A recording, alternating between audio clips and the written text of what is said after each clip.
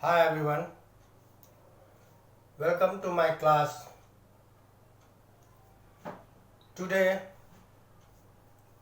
I thank some of the students who had asked me to teach non-finite verbs separately. Some of them had asked some questions. Before going to deal with the questions, let me go in detail regarding non-finite verbs. Before that, let me revise the verb itself.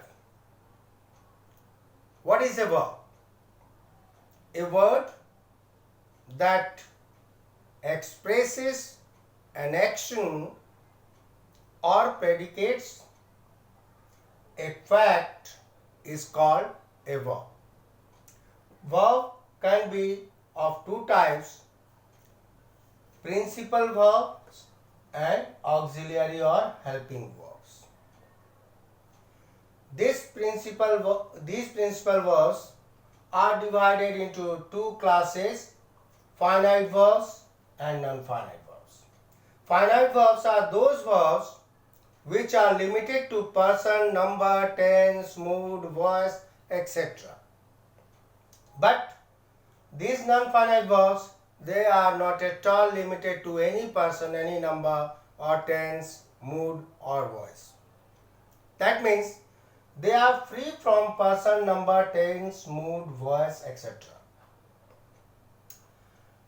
These non-finite verbs, these are derived from verbs used as other parts of speech like noun, adjective and adverb. So, in this chapter, we will learn to distinguish between finite and non-finite verbs. We will also learn the appropriate use of the three different types of non-finite verbs, that is gerund, participles and infinitives. What is gerund? Verb in ing form used as noun is called a gerund. This gerund is used as noun. For example, smoking is injurious to health. Swimming is good for health. Now, this gerund can be used in different ways, that is subject to the verb, object to the verb, object to the preposition, complement to the verb and in opposition to the verb. Subject to the verb, for example, swimming is good for health. Here swimming, verb plus ing, has been used as subject to the verb is. Next, object to the verb, example is I love dancing. Here dancing is verb with ing, but it is being used as object to the verb love. The third one is object to the preposition I am fond of reading books. Reading is verb plus ing, but it is acting as object to the preposition of. Similarly, complement to the verb, my favorite hobby is singing.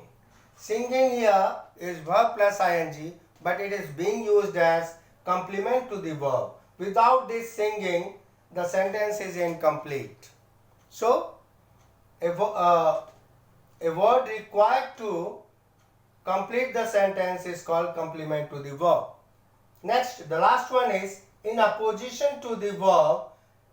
That means it is no use crying over spilt milk.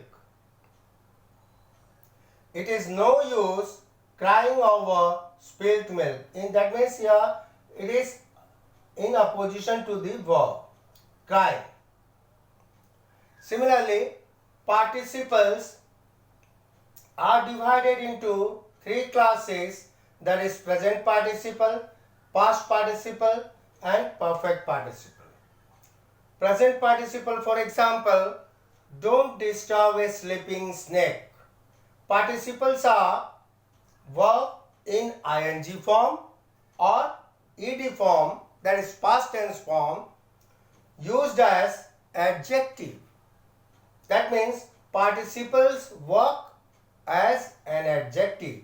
So present participle, don't disturb a sleeping snake. Sleeping qualifies the snake, shows the criteria of snake, or modifies the snake, and so it is adjective here. Past participle. He is a retired officer. Retired. Here retired is past participle and it is acting as adjective to the officer, so it is participle. The last one, perfect participle, that means having passed MA, he needs a job. This is perfect participle. And the third one is, that is the third class of non-finite is infinitives. Infinitives are divided into two classes, that is to infinitive and another one is bare infinitive. Bare infinitive indicates the infinitives which are without the use of to. For example, I want to become a doctor, bare infinitive. I heard her singing a song. Now, I am going to discuss in detail its uses. Now, coming to its uses, first of all, I am taking to plus infinitive. To plus infinitive, these are used in the following cases. Ought and have are followed by a to plus infinitive. For example, you ought to respect your elders. Second one is to express some reason or purpose. I came here to teach you. To teach you. Then third one is the following verbs when used to show intention, desire or readiness are followed by to plus infinitive. For example, want, love, like, hope, promise, intend, decide, swear, learn, remember, forget, agree, consent, neglect, refuse, fail, attempt, hesitate, prepare, care, pretend, arrange, seem, etc. All these verbs, when used to show intention, desire or readiness, are followed by to plus infinitive. Then the next one is the following transitive verbs are followed by an object with a to plus infinitive. For example, ask, advise, allow, beg, compel, encourage, force, instruct, invite, oblige, order, permit, request, tell, etc. All these transitive verbs are followed by an object with a to plus infinitive. Next is the following group of words are followed by bare infinitives. The verbs are number one, auxiliary verbs like do, does, did, can, could, may, might, will, shall, would, should, need, dare, must, etc.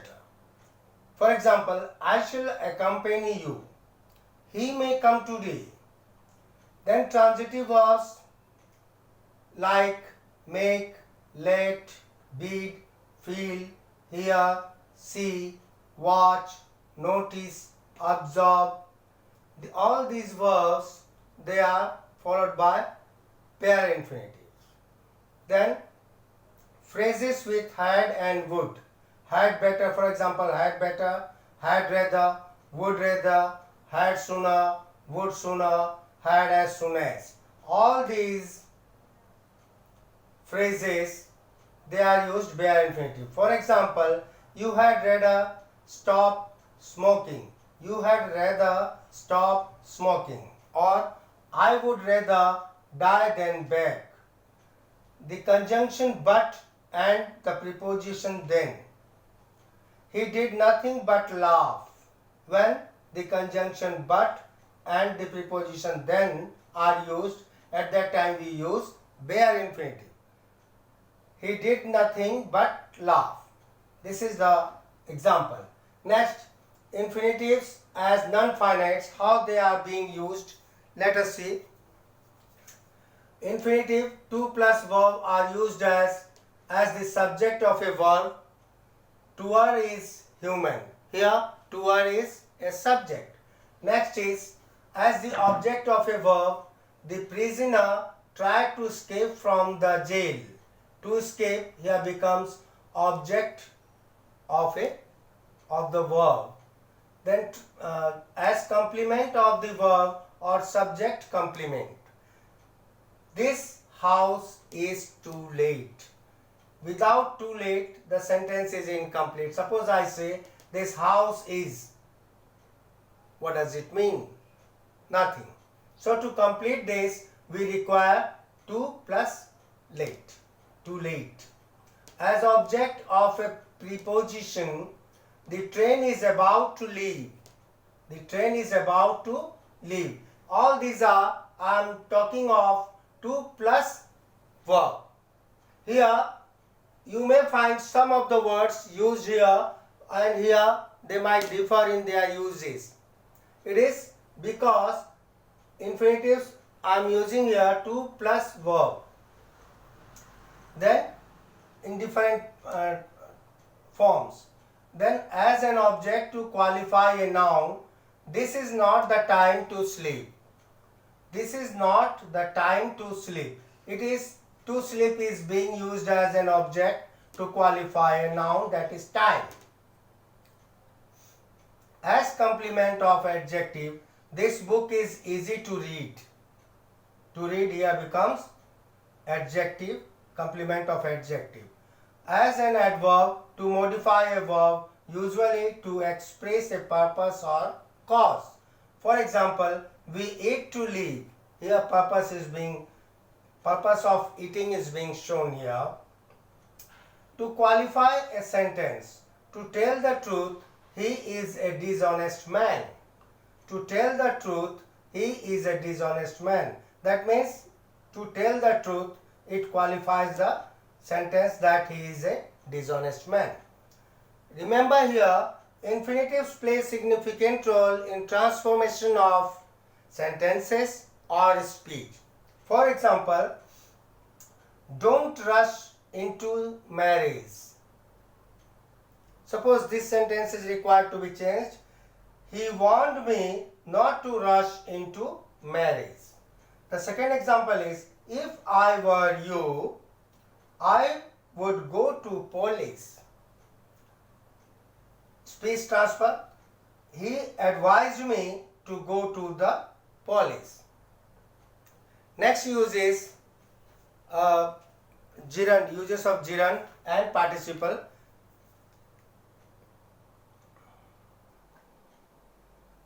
Now the uses of gerund and participles. Verb in ing used as non-finite. It is used to join two sentences. For example, we all make mistakes. It is human.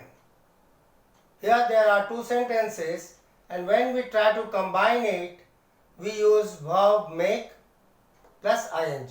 Making mistakes is human. That means here this making is acting as subject and it's gerund. Verb plus ing is used as an adjectival phrase.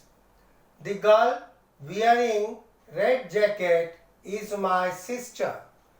The girl wearing red jacket is my sister. That here wearing is used as adjectival phrase. Then the third one is verb plus ing is used to express the earlier action if the sentence refers to two actions by the same time, by the same subject. Sorry. For example, seeing the police, the thief ran away. Seeing the police, the thief ran away. That means here we are using verb plus ing seeing as to express the earlier action if the sentence refers to two actions by the same subject. Then fourth one is verb plus ing is used as an absolute phrase. For example, the weather being fine, we came out for a walk. The weather being fine. This being has been used as absolute phrase. Being fine, the weather being fine, the whole phrase. Next is both verb plus ing and infinitive can be used as subject of a verb. Smoking is injurious to health. To smoke is injurious to health. In this way, verb plus ing, sometimes we use verb plus ing and sometimes infinitives with certain verbs. Then the next one is with possessives only V plus ing is used. In the case of possession, V plus ing is used. For example, I do not like him taunting. Him is possessive pronoun. Taunting here is being used V1 plus ing. Next is only V1 verb plus ing is used after preposition. For example, he was punished for telling lies.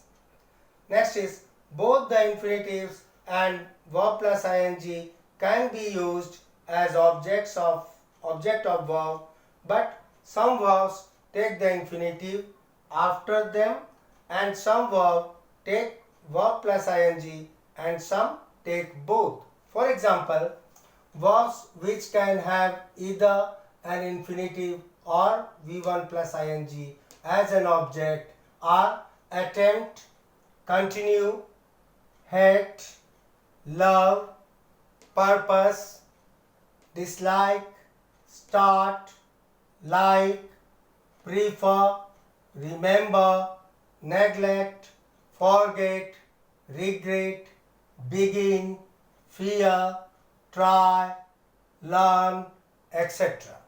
And